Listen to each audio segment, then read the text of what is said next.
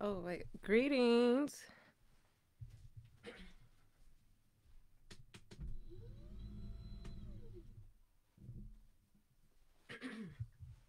Greetings, greetings, greetings, beautiful people. Today is day 2 of the Master My Money live 3-day event, and I am very excited about today. Get ready. I had to get ready. So I'm telling you in advance to get ready. We're going to cover some really good stuff, and today's focus is on management. Remember that Master My Money is all about 3 key pillars: mindset, management, and money. So today we are focused on management. Specifically, money is not your problem, your management is. All right. And who am I? I am Dr. Dominique. I am the owner of Reese Consulting Group, LLC, doing business as Reese Financial Services. So, in case you see that, it's one and the same. I am the chief financial coach, consultant, and I work with clients here in LA County and beyond. Okay. So, I serve clients across the country. I am very excited about today's topic and am ready to get started. So, let me see how I can use my technology effectively. All right, here we go. So, again, today is about money is not your problem, your management is. So, why Master My Money? Again, I will remind you that Master My Money is all about the 3 pillars: mindset, management, and money. We want to master our money, and this is how we're able to do it by shifting our mindsets and believing healthy, positive thoughts and beliefs, which then lead us to do things, our management, that yields an outcome, our money. All right. That's how we master our money. It starts in our mind and then it translates into what we do. So today, I'm going to ask you to make some assumptions to go on this journey with me. There are 3. The first assumption is that God gave you a divine purpose and assignment while you're on earth. I need you to assume that if you already don't know that and believe that. The second assumption is that all you have is all you need. And that can be a tricky one because a lot of us tend to focus on what we don't have, right? But all you have is all you need. And the third assumption is that God owns everything that is quantifiable and he stands outside of time. Now, let me qualify that because he owns everything, quantifiable and non quantifiable. But I want you to specifically adopt this assumption today if you don't already believe it for the purposes of this presentation. Because if you don't, then you won't get what I'm talking about. All right? You won't believe it. But if you already believe it, then that's great. All right. Now, these are not my original ideas. What I'm presenting to you is really a revelation. It's what I learned, and I learned it from Dr. Miles Monroe, specifically from a recording I heard of his called Living Financially Free: The Principle of Management. And just like I shared with you on day 1, I study different people. These are my mentors. I may have never met them in real life, but I have purchased from them. I have studied their works. I am studying and adopting their principles and integrating it into my everyday life. Now, I am not like doing this 100% of the time, which is why yesterday, day 1, about mindset and being wired for wealth was so important, because wiring your mind for wealth is a constant task. It is a constant action. So I don't want you thinking that I've reached some destination, some hilltop that I just know it all, got it all together, and I make no mistakes. If that is what you believe, you will be thoroughly disappointed by me because I definitely don't have it all together. I definitely make mistakes. The difference is I don't make the same mistake twice. I learn from them and then I correct. And this is part of my correction. So I'm still learning, I'm still adopting, I'm still incorporating, I'm getting better. I am reaching the place I want to get to. I am achieving goals along the way. And it's principles like the ones I have learned from Dr. Miles Monroe that have really shifted some things. They have helped me to unlearn and relearn. They have helped me to uninstall beliefs that I had and reinstall beliefs that I did not have, but learned and adopted because I now believe them. And remember when we talked about shifting behaviors or shifting mindsets, rather, that part of that 4-step process is disassociation and reconditioning. So once you understand that something is not of you, you didn't necessarily put that belief in your head, then you have to recondition yourself based on what you do believe. And what you do believe becomes your new mindset and then leads you to do things based on that mindset. So that is my goal for you today, is that you will take some of what I'm saying, what I'm teaching, what I'm sharing, what I'm revealing, and that you will consider it as something that you can now adopt, install, download into your system, your mind's operating system. Okay, so I want to be clear that I give credit where credit is due. I learned these things from Dr. Miles Monroe. Now, of course, I've made them my own. I've incorporated them. I'm learning from them. I'm adding to them. But the root of what I am revealing today, this revelation, is coming from what I learned specifically from him. Okay? Again, I'm studying and adopting these principles every day on my way to mastery, and I want to share them with you so you can become a better manager of the resources that you have. Why don't I have more money than I do? That's where we start, right? Let me make sure. Okay, yeah. So, why don't I have more money than I do? You know, you may work hard, you may be smart and educated. You may say, "Listen, I don't live a lavish lifestyle." You're not doing anything drastic, extravagant. You give to others, you help people when you can. You're not out here doing the most, and you pay your bills on time and in full. So why don't you have more money than you do? What's really preventing you from seeing the numbers in your bank account? Well, hate to put it to you like this, but there's no other way to do it but to just make it plain. It's because you're a bad manager. What does that mean? Well, that means that you're not managing effectively what you have. That means that of the resources that you are given, you're not doing the right things with them, even if you're doing your best.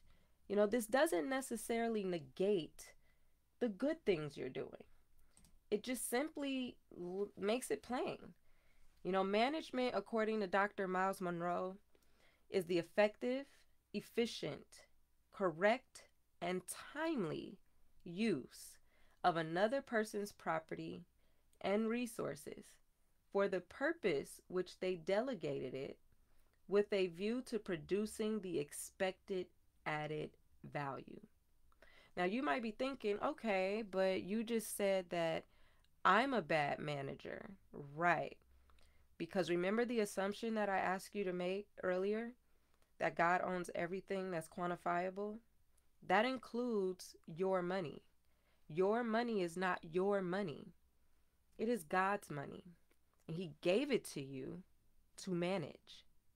So again, if we apply that definition, he gave you the money that you've earned through your job, through your business, through whatever it is that you do to get income. He gave you that so that you can manage it effectively, efficiently, correctly, and timely for the purpose that he has delegated it for, with a view to producing expected added value. He expects for what he gave you to be more than what you have. Frankly, if you're a believer, then it's really to double it, right? To take what you have and make more of it. So when you're not doing that, you're a bad manager. And you don't have more money because there are some rules.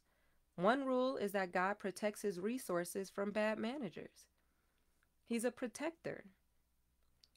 The second rule is that he withholds his resources from bad managers. Now, that's different than protect. Withholding means he's choosing, right? There's some kind of decision, a conscious decision that's being made to not give you something that you could have. The third rule is that God doesn't allow growth where there is bad management. And I really think that's for our benefit. So, why would he grow something that is not being managed properly and instead is being managed poorly? How can it grow if it's being managed poorly? And lastly, God won't answer a prayer requested by a bad manager. Now, that may be controversial for some, but I did tell you that I was going to ruffle some feathers and possibly hurt some feelings. But you got to really think about this. Why would he answer your prayer if you're not managing the resources properly? That doesn't make sense. Another principle that Dr. Miles Monroe shares is that, and I believe, is that God doesn't give us what we ask for in our prayers. Instead, he gives us what we can manage. That was powerful for me because I was praying for all kinds of things. I was praying for so much. And like, why isn't he answering my prayer? Because you're a bad manager and you haven't proven that you can manage more than what you're managing, let alone what you're praying for. So this applies to me as well. I am not exempt from this, but I have to make it plain to you so you can truly stop wondering and understand what's preventing you from having more money so we could get to the solution. So what makes you deserving of more money if you're not managing the money you already have? I mean, if you can't manage your crumbs, why should you get the cake, right? Become attractive to money. I know it sounds kind of cliche, but this isn't like what I used to do because I did it all, y'all. Claim it, manifest it. Those things have a role in our journey, but they are not the way, right? You can't stand in the middle of the street and just claim $1 million and it's going to come to you, especially if your mindset isn't right. So that goes back to yesterday's day one, wiring for wealth. If your mindset isn't even focused on building wealth versus just having money, I'm not sure that you're going to see that million. So you've got to become attractive to money and more than just saying you are. So let's talk a little bit about how you do that. How do I become attractive to money, Dr. Dominique? You simply become a good manager because money is attracted to management. So if you do well at managing your money, you will get more of it. You will be entrusted with more to manage. And that to me makes all the sense in the world. As a believer, a kingdom builder, a woman of God, a breadwinner, a caretaker, I am telling you, I do not want God to give me things that I will just blow. So it actually feels very fatherly. It feels right. It feels like he's protecting me from myself to not give me more than I have if I haven't proven that I can manage what I have. And I really want you to start thinking about this outside of money as well. Because money is not our only resource. Our time and our energy, which are actually more important than money, because it's your time and your energy that will get you the money. So, how do you spend your time? What are you doing every day? Some of us work, right? We go to work. Cool. But what are you doing while you're at work? Are you focused every minute that you're on the clock? Or are you lollygagging? Are you on social media? Are you on the phone? Are you taking long breaks? Are you not even doing your work, doing some other work? Are you working on your business at work? I used to do that. I used to work on my business at work. You know, I'm not calling us out, but I'm calling us out. So, what about your energy? You know, a lot of us, I'm so tired. I'm so tired. Well, what are you doing to not be tired? Are you eating differently? Are you working out? Are you sleeping well? You know, what are you putting in your mind before you rest, before you lie down? We have got to do things differently. And this money thing, okay, well, if money is attracted to management, are you managing your money? What does management look like in your household? Do you even check your bank account every day? Do you budget regularly? Do you avoid creditors when they're calling you? Are you actively getting out of debt? Are you saving something versus nothing? Are you tithing? Are you giving back to God? What are you doing with your money right now to manage it? Because that is how you're going to become attractive to money. Remember yesterday I proffered that we assume money is energy. That was one of the assumptions I asked you to make. So if you believe that money is energy, then where attention goes, energy flows. And T. Harv Eker said that. Again, not an original idea. I adopt it though. Where attention goes, energy flows. So what does that really mean? That means if there's so many conditions here. That's why you may not have more money than you want, because there's so many levels and conditions. You got to check them all off. One can't be good and the other can't be off. You got to have them all on and they all got to be good. So that means if you become, notice that be, right? Be, do, have, everything in divine order, y'all. I'm telling you, when this stuff hits me, I'm like, whoa, everything in divine order. And even this level of attention, even to put your mind in a space where you start to see things being called out to you, you're like, whoa, that hit me different. That means if you become a better manager than you are now, and if you give your money your attention, energy or money will flow to you. Now, do you believe that? Notice what's happening here, right? Be, do, have. We talked about that. Be, do, have. Mindset plus behavior equals outcome. So, what do you believe? If you believe this, now you got the secret. You got the sauce. You know what to do. Be a better manager starting today. What does that look like for you? So, why aren't more of us good managers? Well, because management demands work. Now, this is where I'm about to ruffle some feathers. And this, again, this is not meant to shame us, especially as Black people. This is not meant to shame us. This is simply meant to enlighten us, to wake you up if you're asleep, to keep you awake if you woke. Okay?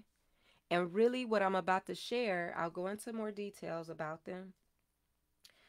But it's not just on the surface. It's the deeper stuff. And y'all know what I'm talking about once I get to it. So management demands work, and we are no strangers to work. It's just the kind of work that we choose to do and the kind of work that we choose not to do because we don't think it's valuable. Maybe because we've never been taught. Again, I specialize in working with first generation wealth builders. What does that mean? That means you're the first to do it. You're the first to do it in your family. You may not have seen nobody else do it, but you're doing it. That means I work with first generation wealth builders who are making money and want to see their money grow and manage it better. Those are the three characteristics of the people I tend to work with. They're the first to do it, they are making money, they want to manage their money better, and they want to see their money grow. So, management demands work, and a lot of us prefer miracles over management. So, what am I talking about? Examples of miracles. The lotto, and let me be fully transparent. Yesterday, I played. I didn't even know what was going on until somebody in my family was like, oh, yeah, it's that. I was like, okay, well, let's see what happens. But I vow I will never play the lotto again because you know what? That $2 could have went to my 52-week savings challenge. It sure could have. It could have went to my 52-week savings challenge because we are in week 2. And in week 2, you're supposed to save $2. So I'm like, you know what? I know I just do it. Again, know better, do better, right? I just did it to see. Hey, everybody, let's just go in. But we have got to get more discipline, myself included, even in those little ways. You're like, it's $2. Right. But that $2 had a purpose. That could have been the $2 for this week. Now, I already put the $2, but that could have been another $2. I could have doubled and went pro in the challenge with that, right? Like, there's a purpose for everything. But when we have these examples of miracles, we get way too comfortable and our money goes in places that it shouldn't. So, lotto, EBT, why would I put that there? Well, Section 8 and EBT, that's other people taking care of us, right? So let's go back to management. Management, according to Dr. Miles Monroe, would be how you do with somebody else's property, what you do with someone else's resources. And a lot of us have been on these two things for way too long.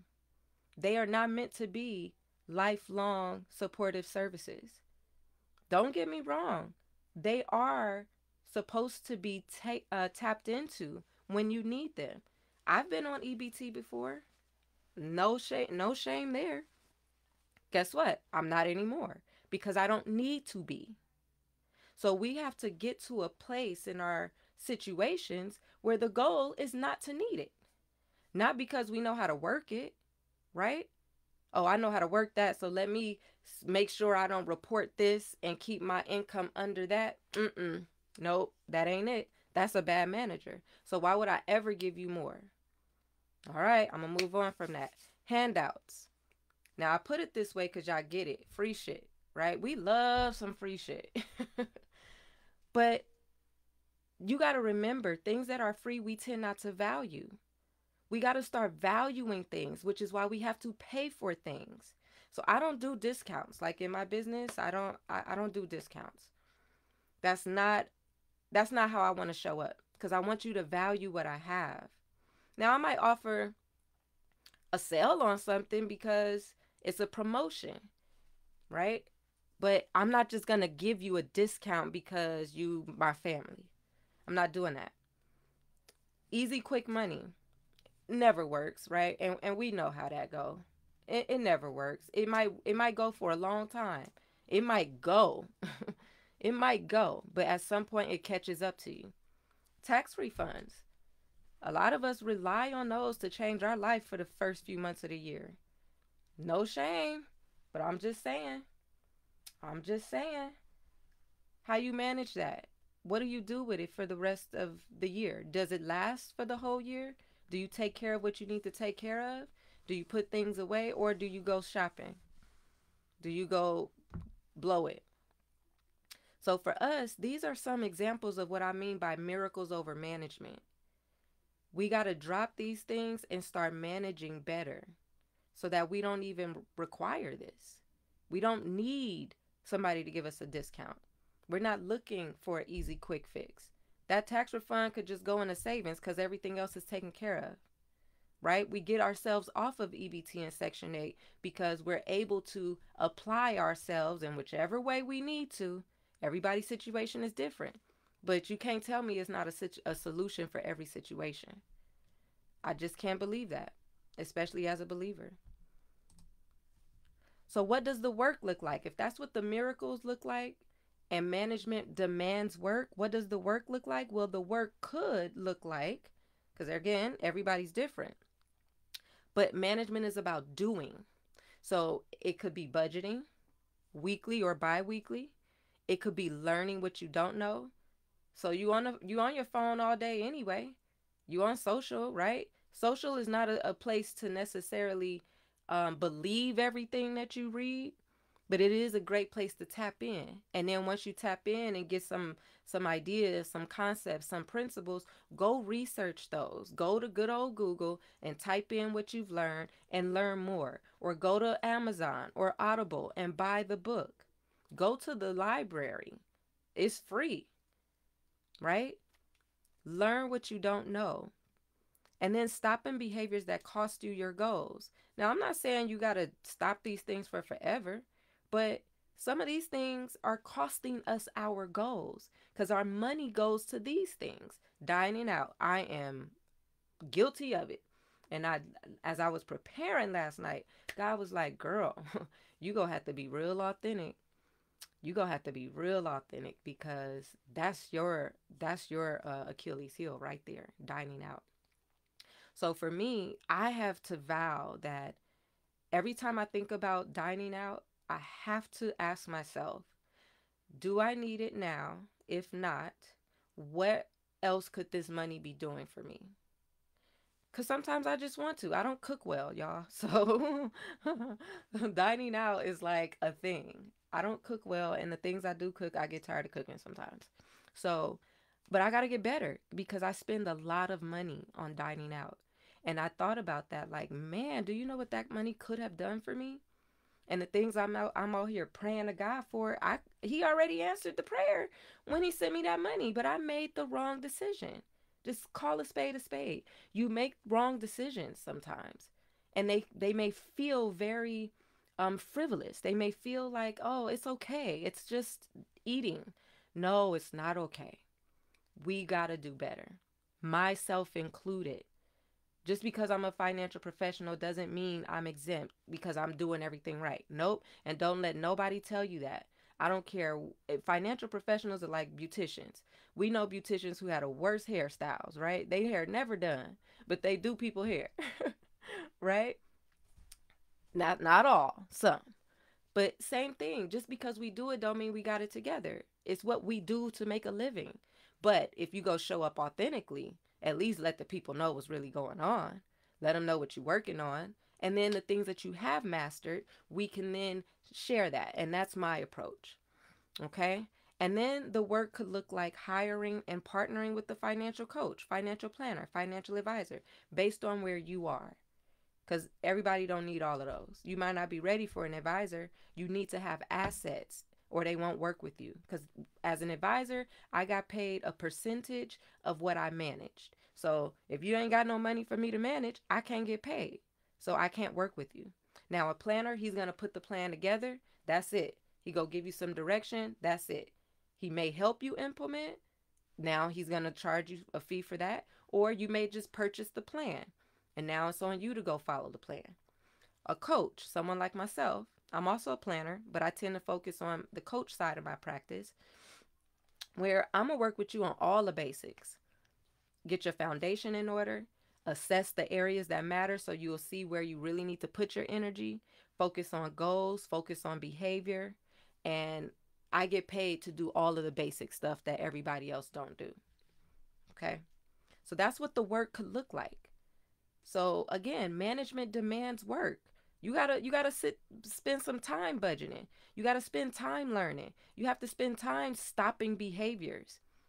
You gotta spend time looking for somebody to work with and vetting them and putting your money where your mouth is. Yes, these services are not free. If I were offering everything for free, how would I eat? How am I gonna make a living? So we have to start investing in our financial life.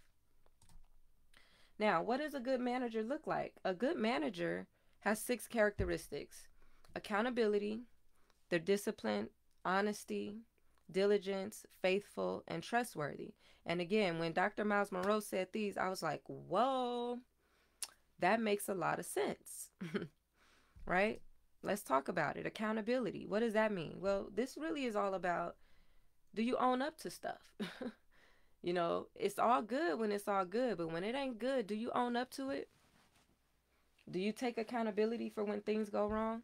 I literally had to do this yesterday. That's why God is working on me. That's why I got to show up authentically. I don't want to be hella vulnerable with y'all about everything I got going on, right? But I have to be if I am going to be the messenger that He chose to lead people into their financial freedom. So, personally, I realized I just made a poor decision earlier this year to buy a timeshare. That was not a good decision. And guess what? It is now costing me $4,000 to get out of it, to hire an attorney to get out of it. How about that? So that could have been $4,000 that I could have used for something else. Yes, whatever, right? But I'm accountable. I owned it. I'm like, that was just a poor decision, Dominique. You did not manage well with that. So I'm also paying the cost of it. But it's all good because now I know what to do. I've got the professional. I've partnered with a professional who can help me. And now I'm on my way to that solution being implemented. Accountability, y'all. We got to have accountability for the decisions we make. Everything ain't good all the time. Discipline. Now, when you are managing, it requires discipline. And if you ain't got it, you go get it because you're like, wow, I got a budget on Friday, but I'm supposed to go out on Friday. Or better yet, you are budgeting and somebody calls you to go out. Okay, yeah, I'm available. No, you not available. You do not become available until you are done budgeting. That's your date with your money. That's how we got to look at it. You about to go on a date? Well, first you need to have the date with your money. Okay? Like, be disciplined. If you're going to carve out the time, use the time appropriately. Again, back to management, time management. You got to get disciplined. And sometimes the discipline is just doing what you said you would do. It's levels to all of this. So you have to say, okay, I'm going to be better. That's the first level. Now, what does better look like? I just showed you what some of the work could look like. Okay, I'm going to start budgeting. I'm going to get in the know about my numbers. And if I ain't got no numbers, then I need to figure out how to get some money. Let me go apply for a job, or let me go see where I could get work, or whatever that next step might be for you. But the discipline of just doing what you said you were going to do, it may start there with you. Everybody got their own journey. But discipline, honesty. Now you got to be honest first with yourself. The only person, I mean, and he ain't even a person, but like, God know what's up.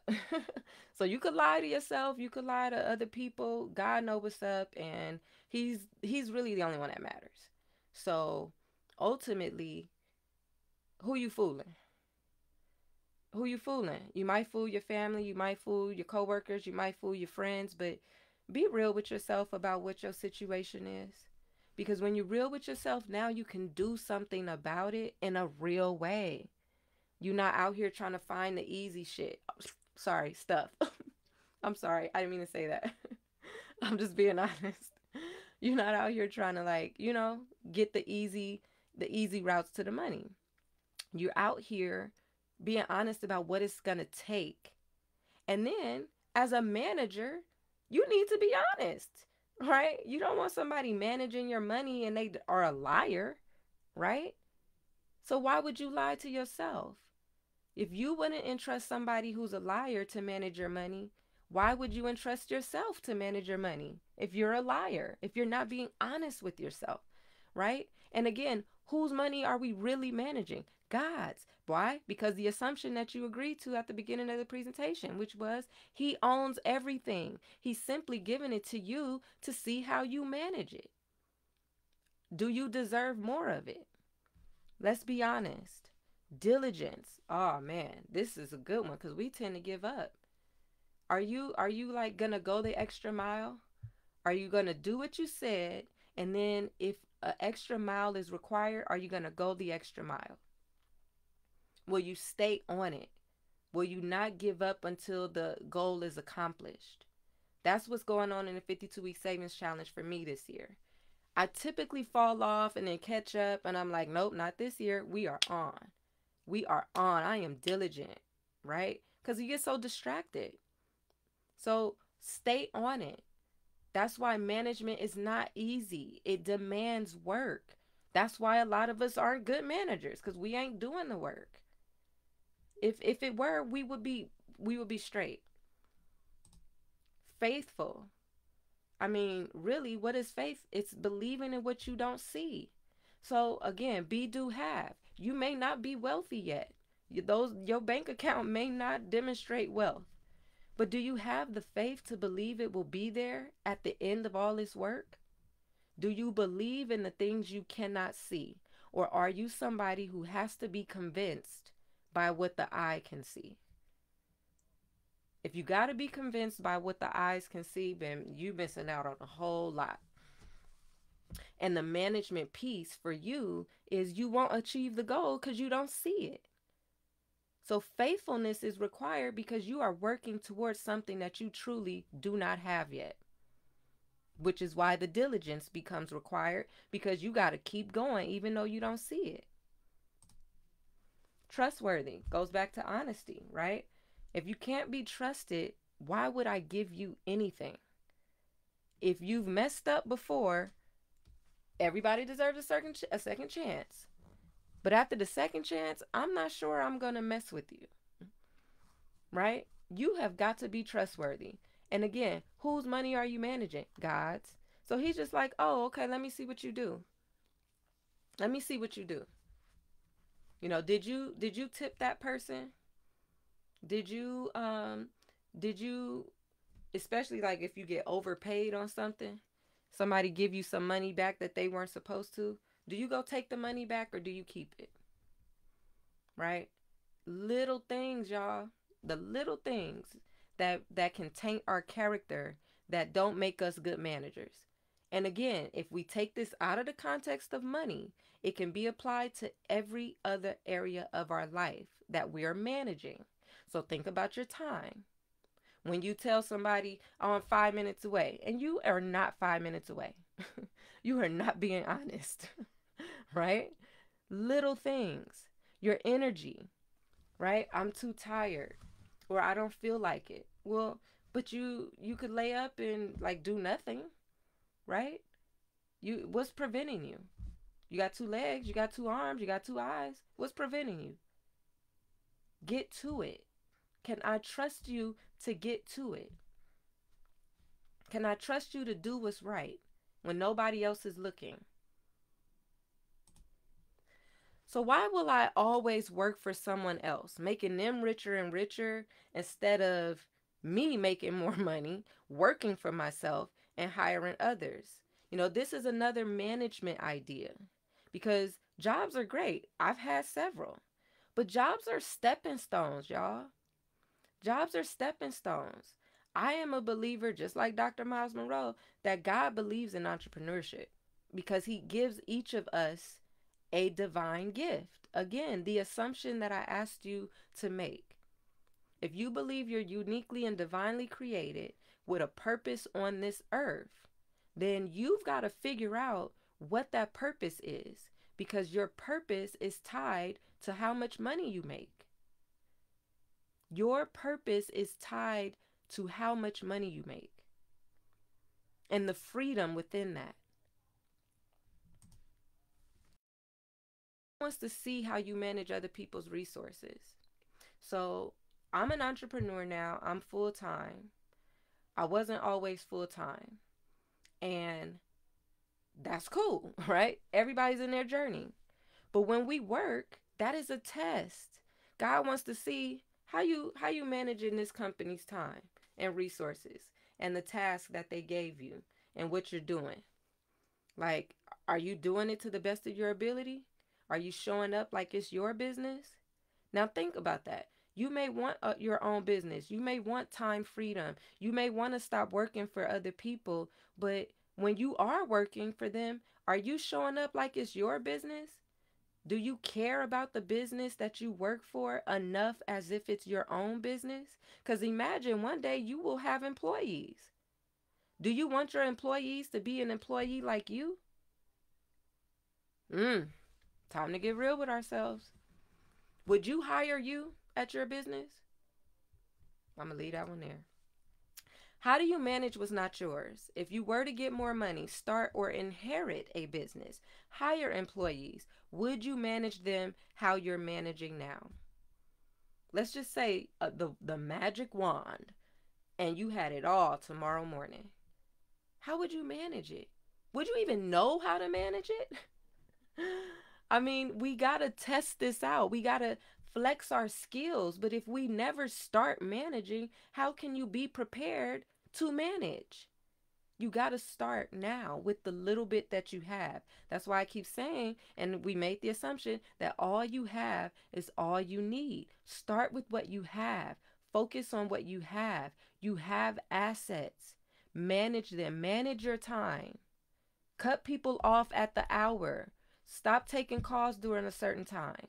Get to bed on time. Eat better. Sleep well.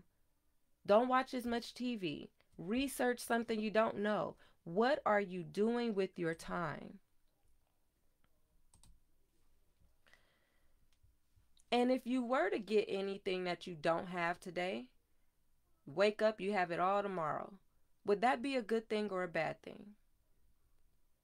Like, for real, again, would you be ready for it? Would it be good that you got everything you ever wanted right now? Or would that be a bad thing? So let's move on to the mandate that's on your money. What's the mandate that's on your money? Well, might ruffle a few feathers here, especially with our philosophies about the church and all of that, but I don't care what your philosophies are because that ain't my message. I just know as a believer that this is the mandate. The mandate is to tithe. And I love how Dr. Miles Monroe put it, that it's how we do business with God. Remember, if he owns everything, right? 100% of, oh, that should be of, I'm sorry. 100% of everything belongs to God. Our time, our money, our energy, our resources, our stuff, everything belongs to him. He asks you for 10%. That's what the tithe is. It's 10% of the first. He asks you for 10%. Do you give it? Now, you might be like, I don't even believe in God, or I don't believe in what the churches do with our money. Okay, fine. Have your qualms with it. Go to God and ask him where you should send the money. He will tell you. Okay? And if you don't believe in God, then I'm not sure this is the place you should be. So just go on and get off now. But he's asking for 10%. Why do you think he asked for 10%? Do you really think God needs our money? Like, he created it. He has everything. Do he need our money? Does he need us to give him anything? No. So it must be a test, y'all. How do you manage?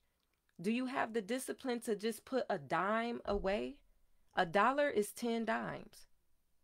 For every dollar you get, can you put 10 cents away? That's it. You got 90. Go do what you want with it. But can you put away 10 cents out of every dollar? It's how we do business with him. Why would I do business with you if you can't even do what's required to do business with me? Tithing is our training program. It's the first level of management. Really. It's how you can start getting good with your money. Put that 10% away and manage the 90. See how your financial life changes. So here we are at a universal savings goal. Here's what I want you to do. And I will tell you, I am not at my number. So I'm, again, fully transparent and authentic. I have been at my number and I have spent my number. Spent it down, build it up, spent it down, right? So the systems I have in place, they work, but my behavior consistently got to get in check. Consistently got to stop making poor decisions. Consistently got to learn from those decisions. I am failing fast. I'm failing fast. That way I can get back up and get to it real quick. We are not expected to know everything and to do right all the time. But what we are expected to do is to learn from what we did wrong. And again, that's being honest with yourself. You know the decisions that you make. So the ones that are wrong, learn from them really fast and get to it again. Get back up and get to it again. So with this savings goal, I want you to take 365 because there's 365 days in a year. And I want you to multiply that by your age. You're going to get a 5-figure number. I want you to then multiply that number by 1.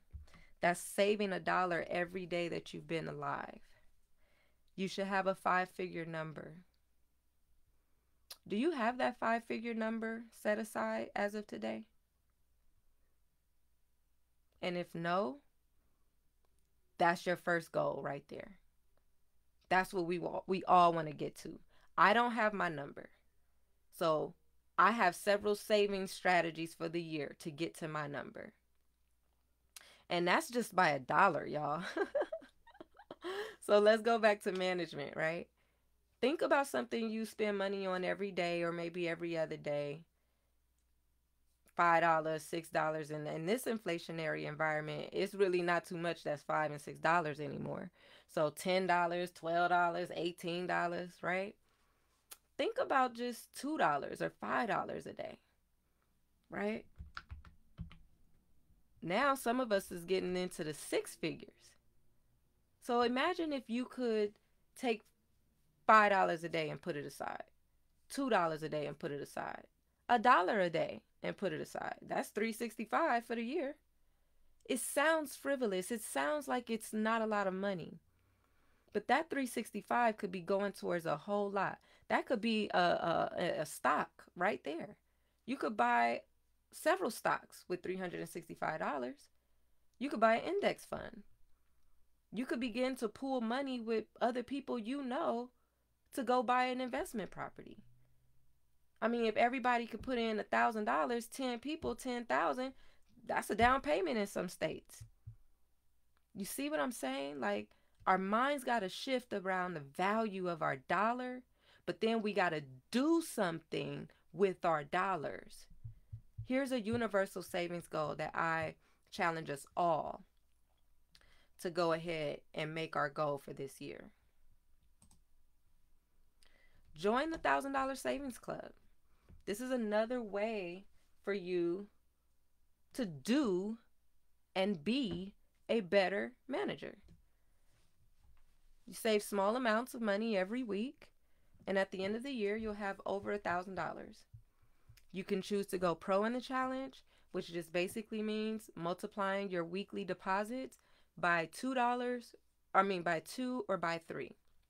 That's what it means to go pro in the challenge in the $1,000 Savings Club. And we do this for 52 weeks. Every week we deposit a small amount of money according to the week of the year. Right now we're in the second week of the year, so this week we deposited $2 into our savings account. If you're going pro in the challenge, you would go 2 times 2, or if you're going times 3, 2 times 3, so $4 or $6. And then next week it's $3 or $6 or $9. Okay, so again, every week of the year, whatever that week is, that's how much you deposit. If you're going pro in the challenge, multiply it by 2 or multiply it by 3. I will put this link in the comments. I don't know how to do that right now. Okay. So are you ready? Are you ready to partner with a credentialed, experienced professional? You know, did you do all you know to do?